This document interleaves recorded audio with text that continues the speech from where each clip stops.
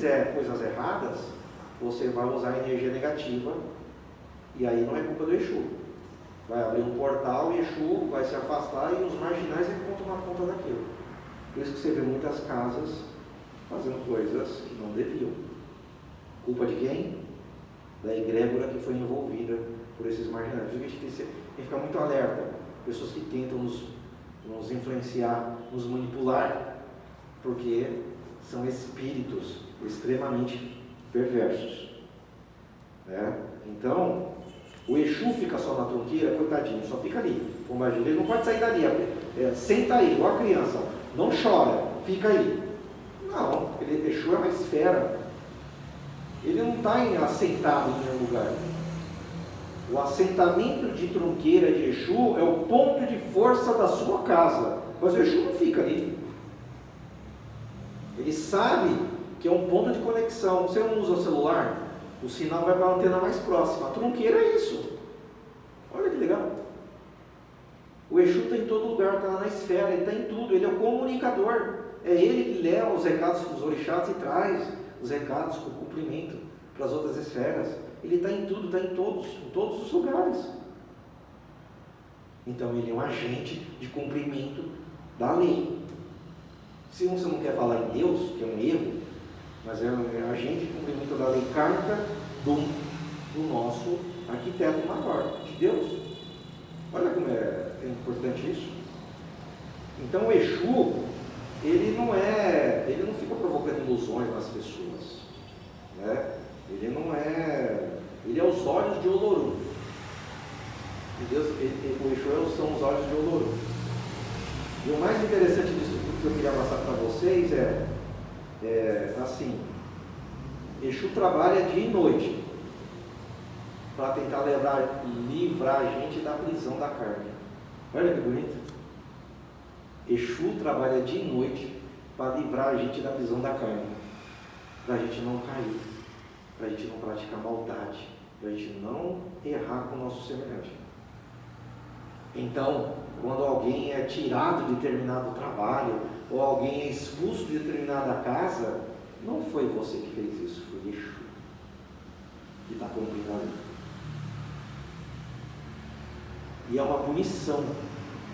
Quando você perde algo, até material na sua vida, porque Exu também está alertando, você não está cumprindo a lei, você não está sendo justo com as pessoas, você precisa modificar, porque senão você vai vir para o meu mundo.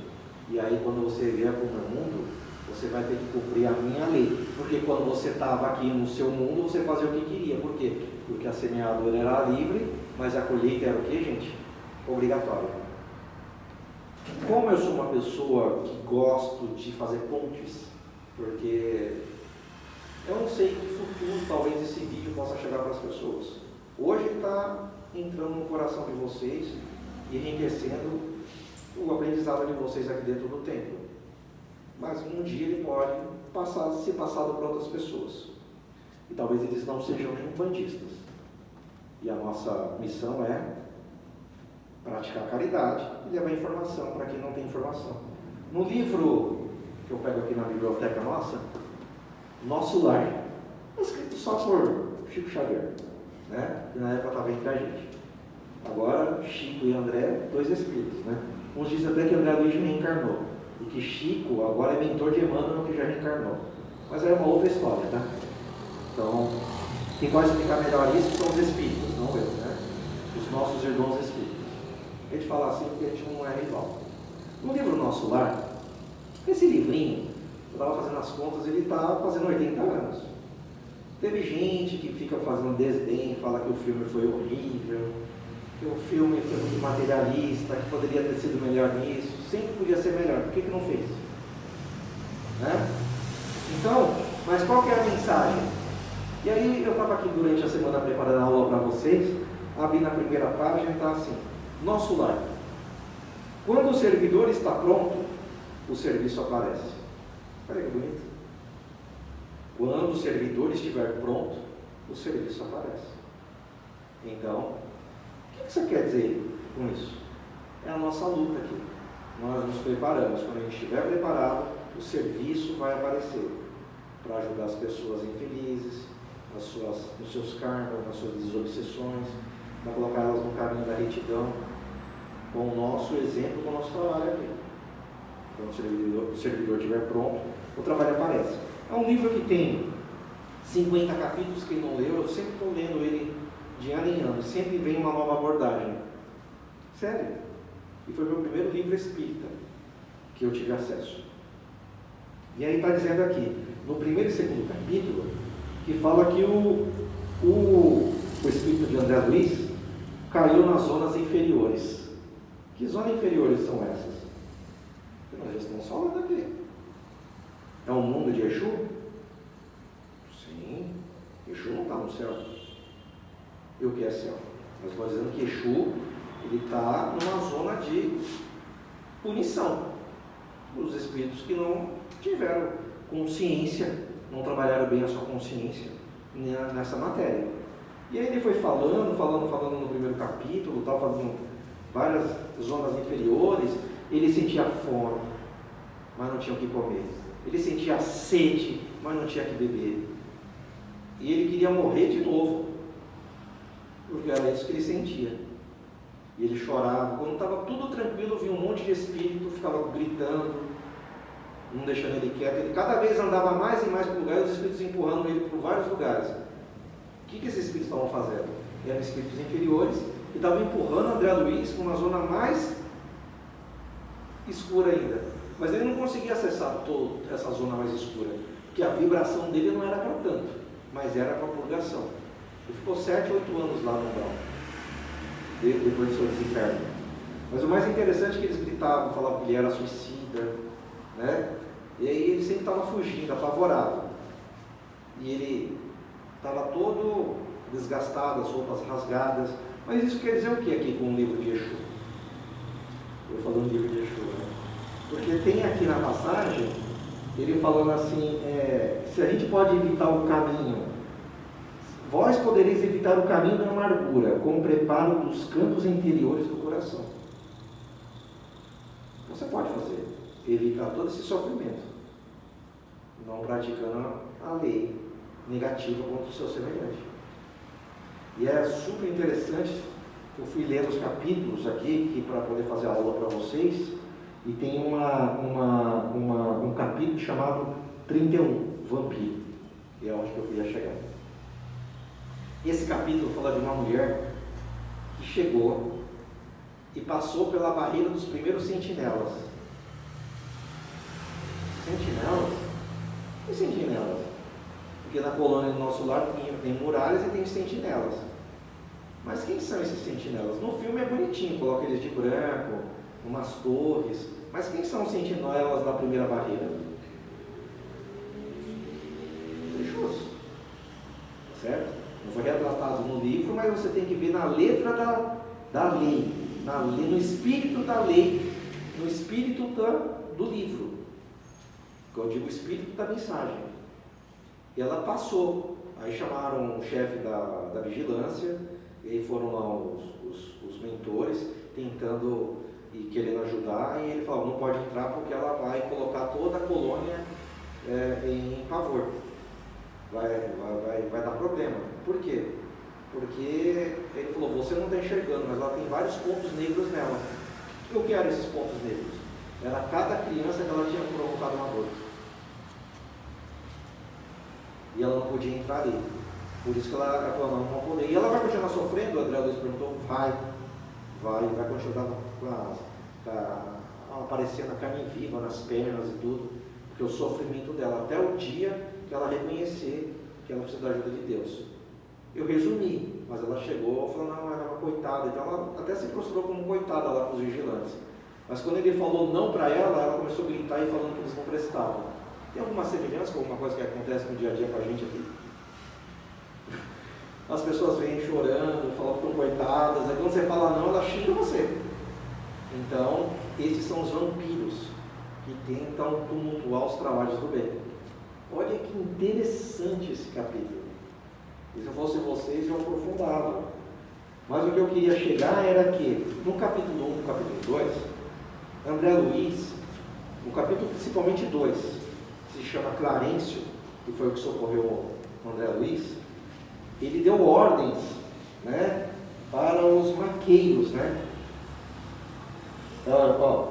Aí foi colocado assim: prestemos ao nosso amigo socorros de emergência. Alvo lençol foi estendido ali mesmo, à guisa da maca improvisada, aprestando-se ambos os cooperadores e a transportaram-me generosamente, quando me alçavam cuidadosos. E aí, claro, a gente falou, em instantes nós estaremos na colônia de nosso lar. Ele falou, estendido à guisa da maca, ambos os cooperadores. Quem é que foi lá? Tudo bem, foram os samaritanos, caravaneiros, mas quem é que pôde entrar nessa faixa de vibração densa? Exu.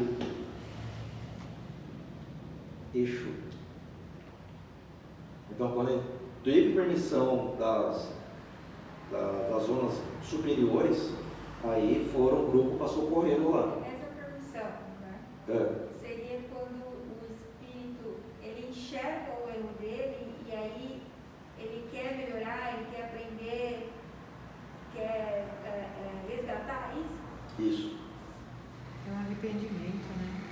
Quando ele teve um arrependimento, ele chorou, ficou prostrado com as mãos no peito, chorando copiosamente, pedindo ajuda de Deus. Depois de vários, aí houve o atendimento, o chamado. Mas não foi por causa daquele chamado, foi por causa de vários outros chamados que ele foi fazendo. Uma coisa que eu quero deixar para vocês é assim: a luz e a sombra caminham juntos. A luz e a sombra. Tem a luz do dia, começa o crepúsculo, à noite. Depois vem o sol, a luz do dia. A luz e a sombra caminham juntos. Quando você acha que tem uma escuridão, vem um fio de luz. Então este sofrimento é necessário, o burilamento e para que as pessoas possam esgotarem os seus negativos. Aonde? Aonde é para fazer o negativo? Lá, nessas zonas inferiores. Nós vamos ter uma aula explicando como funcionam essas zonas inferiores e explicando como é o trabalho dos Exus, do combate das trevas e das sombras, ou das sombras e das trevas.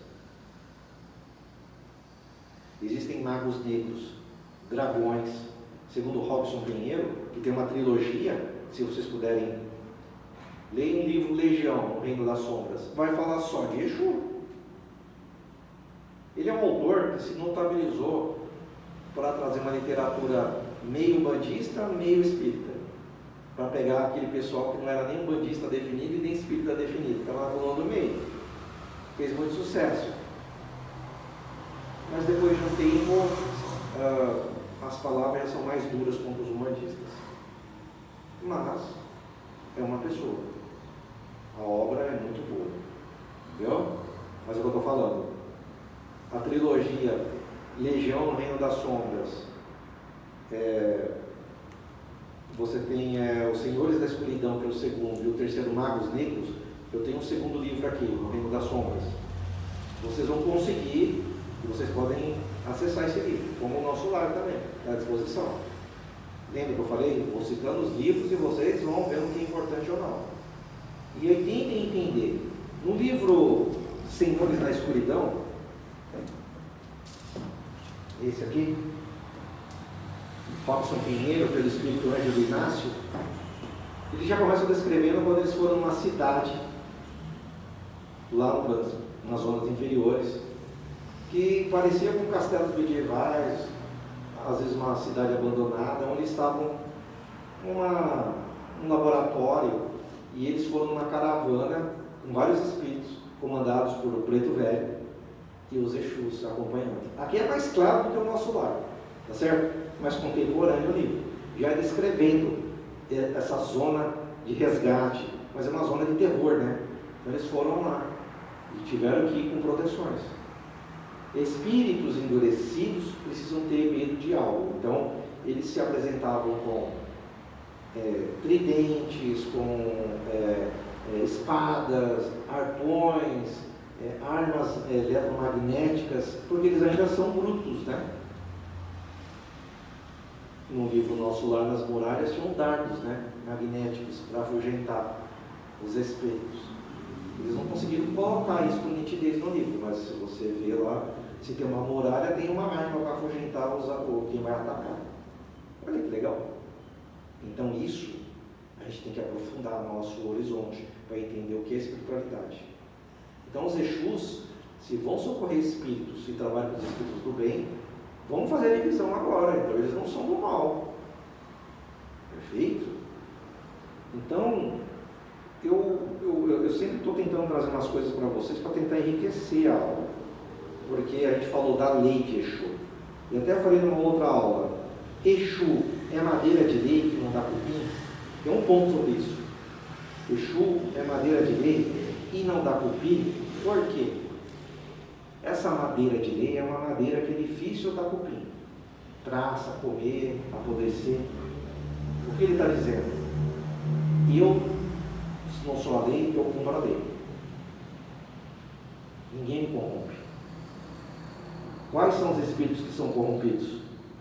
Aqueles que aceitam cachaça, galinha morta, os quiumbas, os marginais. Exu é madeira de lei. Olha, é que as pessoas cantam, elas não prestam atenção na simbologia e na letra, porque entram no automático. Garanto para vocês que no próximo trabalho que tiver de Exu aqui, vocês terão outros olhos quando estiver tocando as músicas. A vibração. E o que eu digo, muitos espíritos que estão na vibração de Exu sequer foram Exus, hein? Nunca sequer reencarnaram, mas estão na vibratória porque o padrão vibratório do cumprimento da lei é onde eles tinham que ficar quando eles estão executando. Aí nós estamos falando dos verdadeiros Exus, tá? Existe um grau de Exus, vamos resumir. Se existem os guardiões ou os cabeças de legião para a corrente esotérica, que a gente até comunga disso. Você tem os Exus coroados, os Exus batizados, né? E os Exus pagãos, que foram aqueles quiumbas que foram resgatados, que estão em prova, estão no estágio. Lembra que eu falei? E abaixo deles mais 3 níveis. Exus de terceiro, segundo e primeiro ciclo. Que são esses quiumbas que estão sendo testados para ver se eles vão entrar nas fileiras de Exu no futuro, quando abrir o recrutamento. Tem recrutamento e seleção no mundo espiritual de Exu? Tem! E como? Porque lá só trabalha Exu quem não trai. Quem não vai cometer traição. E é duro a punição para quem trabalha com o nome de Exu. Porque na lei de retorno que eu expliquei para vocês, os espíritos também que falaram que é Exu vão se ferrar. Não estou falando só da gente, não. Para ser o português mais claro. No retorno, eles vão ser também aprisionados para poder cumprir a lei e respeitar, porque eles disseram que era Exu. Então, olha como as coisas começam a se encaixar no seu devido lugar. Ficou pesado? Eu estou tentando trazer alguns significados importantes para a gente bater um papo. Eu vou abrindo muito mais para vocês. E assim, uma outra coisa. Existe, vou até tentar uma pergunta aqui. O que diz Exu vem afirmar seu ponto nesse terreno? Vou responder algumas perguntas agora, porque a gente vai falando, o texto é muito grande. Exu vem afirmar seu ponto, ou firmar seu ponto neste terreno. O que quer dizer isso? Alguém tem resposta? Não? Eu disse, preste atenção, que Exu é uma esfera e ele não está em todos os lugares. Mas vem um ponto, vem afirmar seu ponto nesse terreiro. A egrégora vem firmar seu ponto de defesa em nosso terreiro. Venha trazer suas falanges para a defesa desta egrégora. Se eu quero que esse Exu firme o seu ponto no meu terreiro, eu estou querendo me separar dos marginais espirituais. Eu não vou trazer marginais espirituais para firmar seu ponto. Por isso que é a utilidade da tranqueira. Por isso é que as pessoas ensinam, vamos dar o curso de como firmar a tranqueira Está certo, está errado, não estou condenando isso. Só estou dizendo que, para que firmar trunqueira se você não sabe nem o que é trunqueira? Nem para que serve? Se pode ser um portal de polaridade invertida se você usar incorretamente. Certo? É um túnel. A mesma coisa que cavar um túnel para roubar um banco.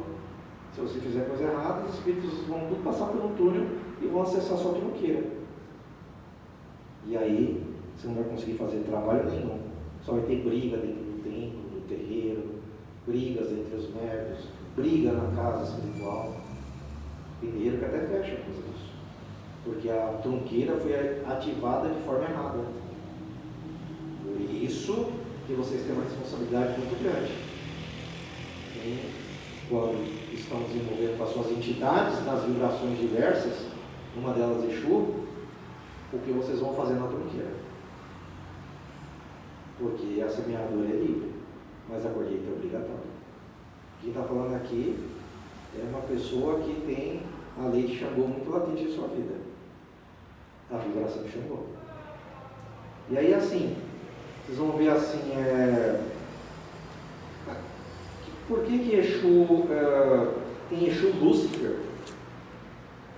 Exu das unhas grandes, dos braços fortes. Existe Exu de duas cabeças. E tem músicas que falam nesses pontos. Lúcifer é o diabo, então a gente cultua o diabo, nós somos satanistas. Podem perguntar para vocês isso, né? Então eu quero que vocês entendam. Não. A vibração desta entidade foi uma coisa que aconteceu errada na década lá para trás. E eu vou explicar quem que fez essa confusão. Tá? Eu sempre explico. Outro livro que nós temos aqui. O livro dos Exus. Não foi ele que fez a confusão, mas ele replicou, então ele é copartícipe também desse negócio. Antônio, porque no Código Penal, mesmo que você não cometeu o crime, mas você ajudou para provocar o crime, então você é responsável por isso. Lá na década de 70 tal, tiveram muitos livros da editora Eco, e um desses é o Livro dos Exus, Antônio de Alva, Quiumbas e Eguns. Mostra aqui um anjo com asas, como se fosse um morcego, um tridente, né, voando. Está aqui à disposição para vocês. Mas não foi ele que fez a confusão. Foi quem? Né? E aí, eu estou tentando Aloísio Fontenelle. Foi o primeiro a fazer um organograma do mundo de Exus, dessas zonas inferiores. Ele teve uma viagem astral, mas ele criou um organograma. E aí foi aí que ele falou que Exu tinha chifre, tinha pé de bode, usava tridente, que tinha um organograma, que tinha um Exu dos cemitérios, que quem comandava era o Molu. Olha, o Molu. E aí, não, tem o Exu Molu que é diferente da entidade do Molu. Aí começou um monte de confusão. O Exu, Lúcifer, o Exu, vários nomes satanistas. Da onde que ele tirou isso? Vocês sabem? Porque as pessoas foram replicando e muita gente, os mais antigos, talvez caíram nesse erro, e muitos ainda hoje falam, tem um organograma lá, tem o Exu Maioral, o Exu Ganga e outras coisas mais, está tudo errado. Nomes como Exu Boizebu, né? E aí é muito interessante, que até vou tentar achar aqui o organograma, que vocês vão ter acesso ao livro. Para estudos, que é muito interessante, que ele colocou o nome das entidades, olha o organograma, Maioral, Diabo, Satanás, Capeta e Demônio. Esses são os maiores Exus. Aí abaixo tem Lúcifer, ele comandava o Put Satanaka, a Galierapis, Sieraque. Aí tinha o Beelzebu, que cuidava do Tashimashi, o Fleurite, e aí vai. Da onde que ele tirou esse organograma? Simplesmente da Goécia, da magia lá da Europa. porque teve muita influência dentro da Umbanda, pela cabala, pela corrente esotérica e pela goécia, pela magia. E ele pegou um organograma dessa goécia, dessa egrégora de mágicas, de feitiçaria da Europa e criou o organograma para Exu. E não explicou. E aí você tem o Exu demônio, o Exu, vários Exus. Então essa foi a tremenda confusão. Então, não caia nesse erro. Eu vejo alguns altares, eu até vi um altar fora do país, onde eles fizeram um altar colocando vários Exus, colocaram o maior, o Beuzebu lá e vai descendo. É um erro. As estátuas. O Exu não tem pé de bode, nem garras. Por isso que eu falo que na incorporação a gente tem que começar agora a trabalhar melhor essas coisas. Porque o Exu, ele não vem com garras, unhas grandes, né? Essas coisas animalescas. Porque o Exu não é esse animal. Existem espíritos que já estão perdendo a sua parte até humana por atos errados, mas não podemos classificar dessa maneira. Então, essa questão de magia negra, questão desses símbolos magísticos, esotéricos, não pertence à lei de Quimbanda, a lei dos Exus, não tem nada a ver. Isso foi incorporado por um autor que jogou e disse que ele era o Papa dessa questão. Ele não estava errado, totalmente. Ele apenas fez uma viagem e registrou as suas percepções. Se ele tivesse falado, essas são as minhas percepções. Só que ele não citou de onde tirou essas percepções também, né? Leu outras obras, se aprofundou e não foi lá para mostrar isso. E aí as pessoas foram replicando vários livros da década de 70, 50, 60, 70, 80, foram replicando isso. Por causa de Aloysio Fontenelle. Então, gente, o Exu que vem no terreiro, no nosso templo, ele não é esse Exu Satanás, nem diabo, nem Lúcifer, capeta, demônio. Porque vocês já começaram a entender a essência deste espírito. Tem alguns templos ou terreiros que fecham as cortinas quando vem Exu, né? O altar não pode estar vendo o Exu. Mas se Exu está em todo lugar e ele é o intermediário dos Exus, por que não fechar a cortina para o altar? Está vendo como as coisas vão mudando? Aqui vocês têm isso. Quando vem os Exus, eles pedem permissão, reverenciam o altar, mas não é coberto o altar. Porque o Exu é o cumpridor da lei dos orixás. Se ele é o cumpridor, alguém tem que falar com ele. Olha como as coisas vão se abrindo. Eu sei que vocês estão cansados, tiveram um dia cansativo, e se o assunto estiver muito pesado, eu estou tentando trazer palavras mais leves para vocês, mostrando as fontes. Então, nós temos uma literatura diversa. Não adianta você pegar um livro, ver a cabala de Exu, que é o ponto riscado, e não entender. Às vezes você vai abrir uma egrégora que não é nossa. Sabe-se lá de onde veio.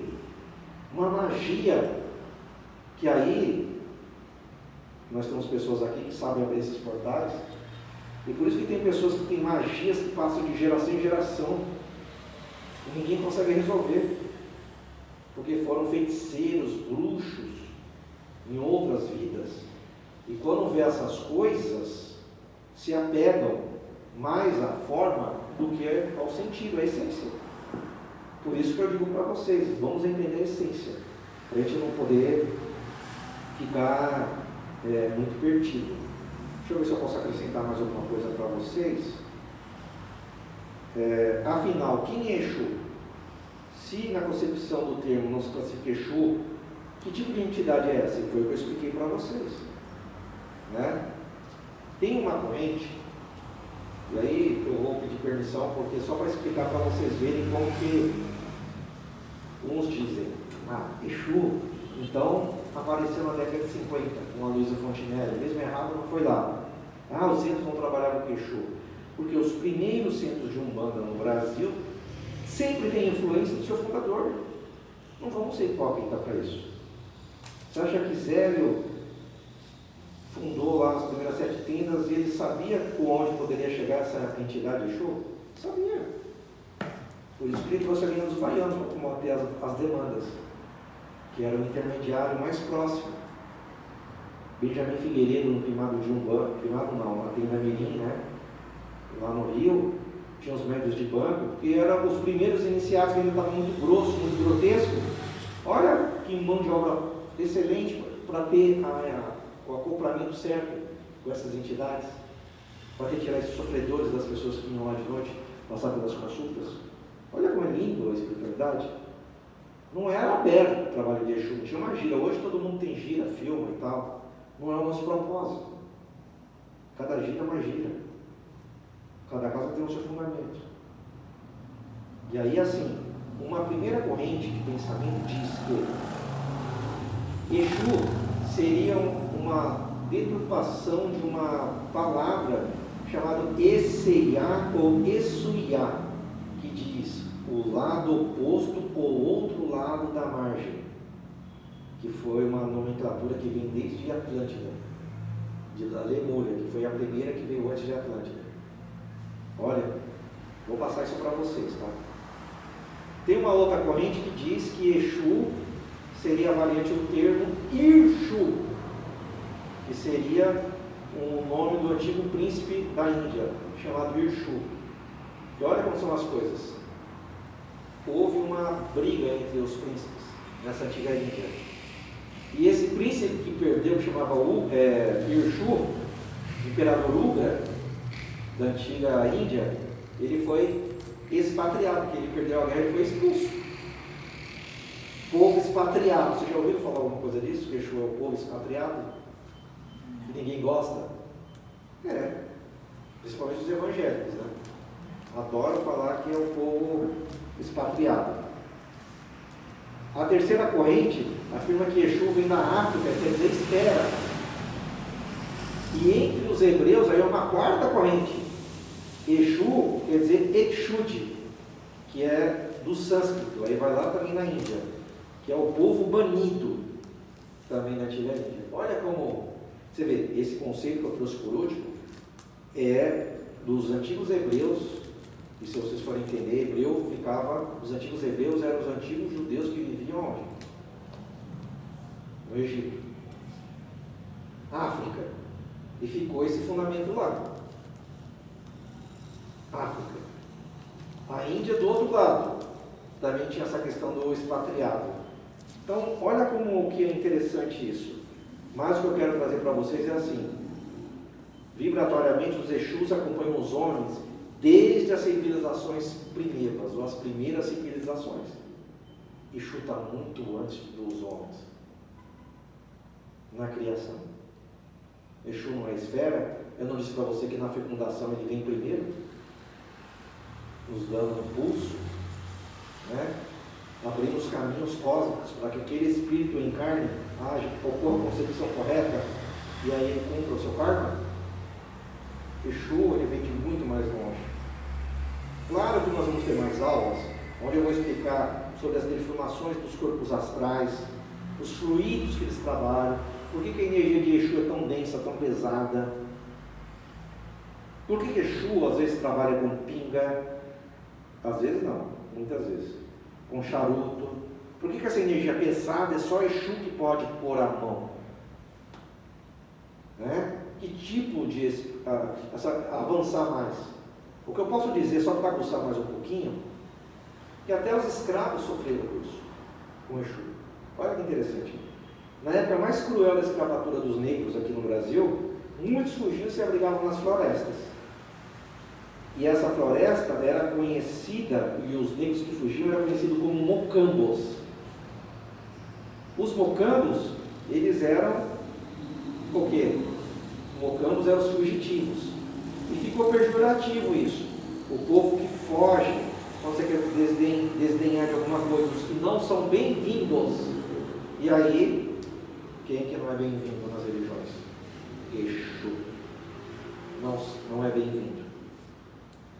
Aí tem pessoas que erram e falam que os Exus hipnotizam, que eles são os obsessores. Bom, a gente respeita. mas nós já estamos entendendo, e nós aprofundamos dentro da religião da Umbanda, que se o Exu não pratica o mal, então ele não é o obsessor. E dentro dessa classificação, quem é o obsessor?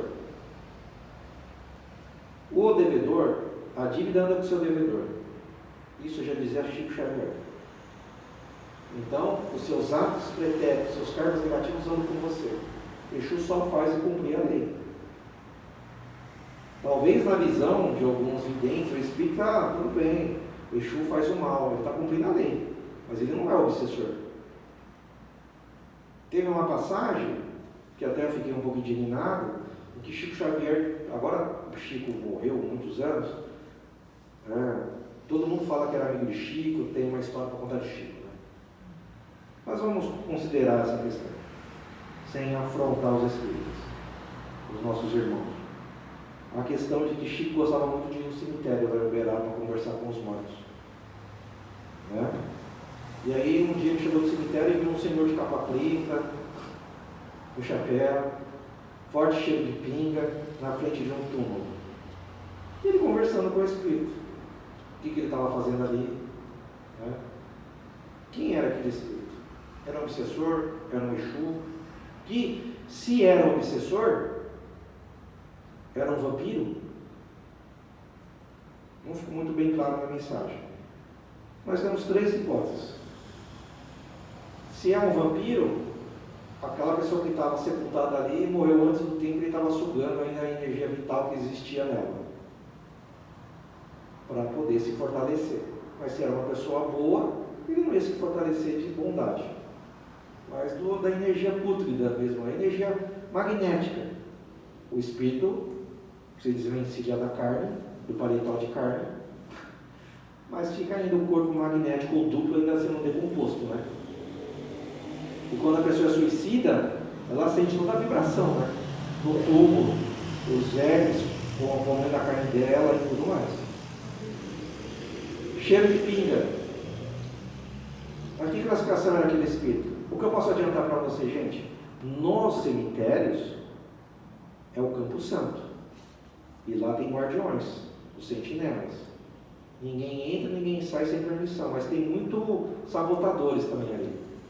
Os vampiros que querem entrar lá, e os inimigos das pessoas que morreram e querem ir até a cova, atacar, prender ele. Eles conseguem monitorar tudo aquilo? Não. Há muitos ataques. Então, existem guardiões que cuidam da lei. Um deles, muito conhecido, é o Sr. João Caveira. Você não pode fazer nenhum trabalho sem pedir permissão do Sr. João Caveira. Tem muitos sentinelas dentro do cemitério que ficam guardando determinadas covas para que não sofram esses ataques. Quem sabia se não era um espírito desse? Estava fazendo a cobertura. Mas existem espíritos que ele está muito cheio a vibração dele. É o local que ele está alocado. Então, muitos falam, eu preciso ir no cemitério para fazer um trabalho. É um campo vibratório muito forte, de decomposição, de transformação. Mas existem muitas coisas que são feitas, magias que são entregadas a feitiços. Quem é que faz isso? Pessoas que não compreendem a verdadeira lei do karma. Mas fiquem tranquilos. Se elas fizeram alguma coisa com semelhante na lei do retorno, quem vai estar esperando isso? Exu, para poder cumprir a lei. Né? Então, fica muito importante a gente começar a entender toda essa questão das entidades. Exu não é um tipo de espírito temível, que deforma os médios, que faz o médio ser promíscuo, ser um marginal. Não. Ele é apenas uma entidade para nós da Umbanda, não um orixá, que cumpre a lei de uma vibração que tem alocado uma vibração de um determinado orixá, que é o Senhor da Luz Velada. Certo? Tem muitas casas que têm medo de abrir gira para Exu. Não, Exu não mexe com isso, não. Porque Exu é quimbanda. Porque não sabe o que é quimbanda. A quimbanda, porque ki, a palavra quimbanda, eu até vou escrever aqui para vocês.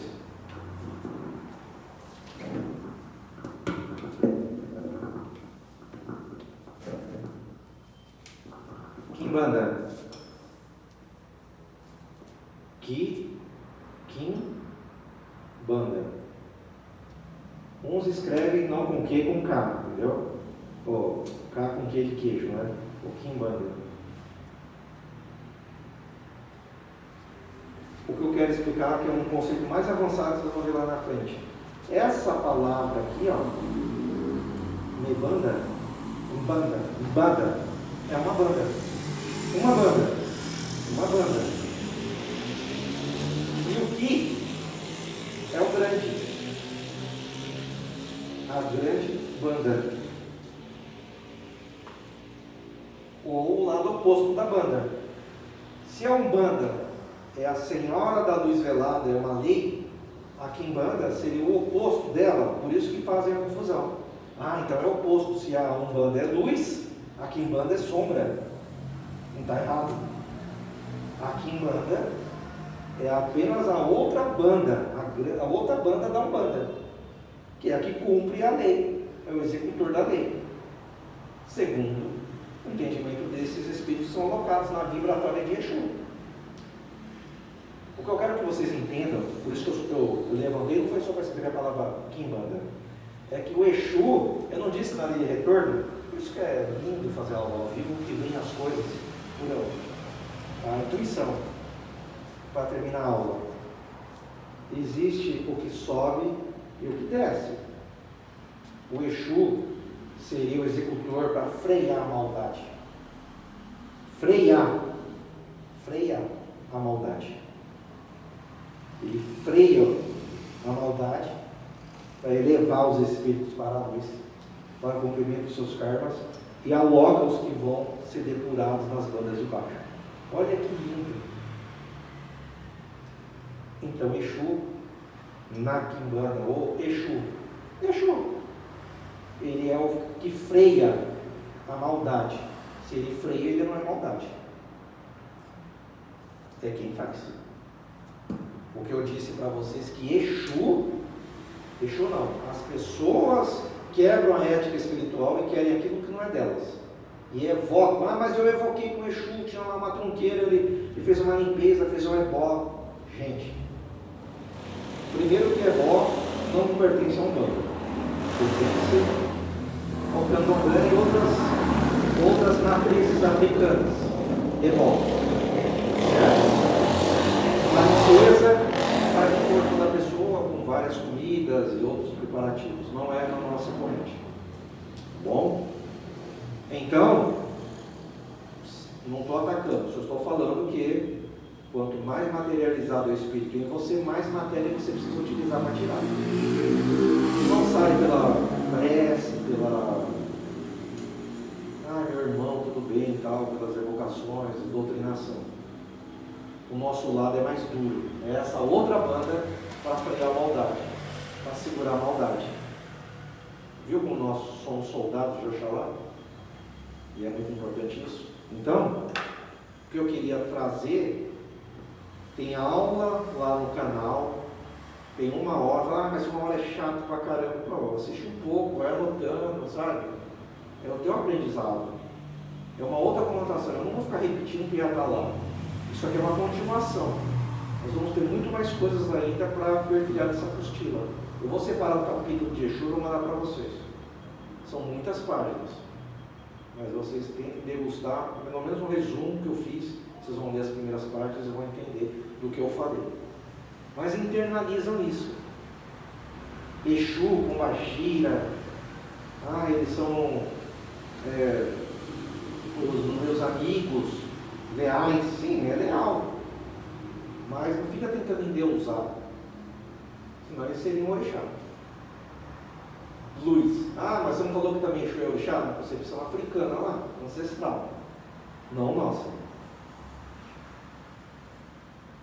As pessoas falam, eu não quero usar esse termo, ele não é empregado, mas ele é uma serventia de Xangô. Na nossa casa, pelo menos os que trabalham comigo, são serventias de Xangô. A lei da justiça kármica, que muita gente não sabia, que Xangô também trabalha com as vidas passadas. Por quê? Porque a dívida vem, acompanha o seu devedor. Olha como é lindo, linkando com o Chico Xavier. A dívida acompanha o seu devedor. Então, gente, eu tenho muitas perguntas para vocês. né? E outras também que perguntam, eu até coloquei negrito, mas só para encerrar, porque vocês estão cansados, o que significa estar dentro ou fora para Exu? É um ponto sobre isso.